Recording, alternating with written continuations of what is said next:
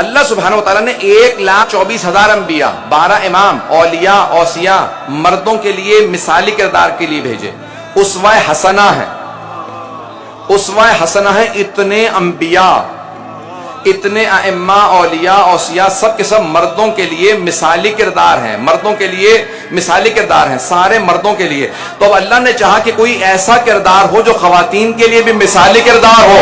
اللہ سبحانہ وتعالیٰ نے ایک بی بی کو بھیجا تھا جس کے لیے اللہ نے کہا وہ معصومہ ہے. ان اللہ اصطفاک وطہرک واصطفاک علی نساء العالمین. وہ ہے جناب مریم.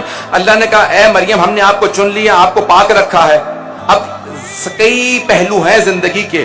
ماں کا رشتہ ہے، بیٹی کا رشتہ ہے، زوجہ کا رشتہ ہے، بہن کا رشتہ ہے، بہو کا رشتہ ہے، کئی رشتے ہیں. تو اب جناب مریم کو اللہ نے مثالی خاتون بنا کے دنیا کی تمام خواتین کے لیے بھیجا. لیکن جناب مریم نے ثابت کر دیا کہ میں مثالی بیٹی ہوں، مثالی ماں ہوں. لیکن جو معراج ہے وہ زوجیت ہے، ان کے ہاں زوجیت نہیں تھی. اب وہ ثابت نہیں کر سکتی تھی کہ میں مثالی زوجہ ہوتی تو کیسی ہوتی. توجہ، مثالی بہن ہوتی تو کیسی ہوتی، مثالی بہو ہوتی تو کیسی ہوتی. تو اب اللہ نے کہا کہ اے مریم اب میں ایک اور بی بی بھیجوں گا جو آپ کے لیے بھی فخر ہوں گی. تو یہاں پہ اللہ سبحانہ وتعالیٰ کہے گا اے مریم وہ آپ کے لیے بھی فخر ہوں گی، وہ فخر مریم ہوں گی. اب آئیے جناب سیدہ کون ہے؟ اگر رحمت للعالمین کے گھر میں آئیں تو ان کے لیے رحمت بن جائیں. میں بہت سے لوگ پہنچ گئے ہیں. آخری فرد تک تمام افراد کی میرے ساتھ توجہ ہو. پیغمبر نے خود فرمایا تھا اگر تمہارے گھر میں بیٹا پیدا ہو تو وہ نعمت ہے، اگر بیٹی پیدا ہو تو وہ رحمت ہے. رحمت للعالمین کی رحمت کا نام فاطمہ ہے.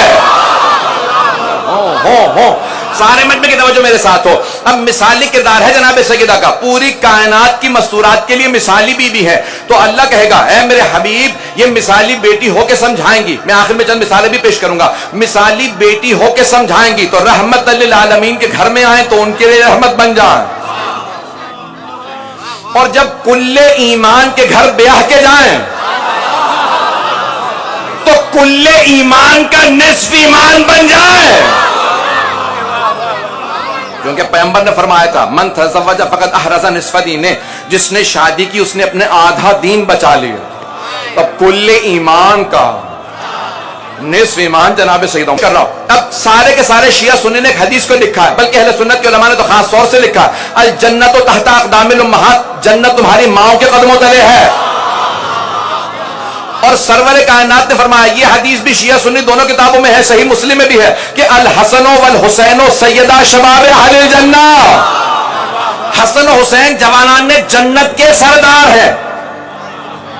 سیدہ رحمت للعالمین کے گھر میں آئیں تو رحمت بن جائے، کل ایمان کے گھر میں آئیں تو ان کا نصف ایمان بن جائے. اور اگر جوانان جنت کے سرداروں کو پالیں تو ان جوانان جنت کے سرداروں کی جنت بھی فاطمہ کے قدموں تلے آ جائے.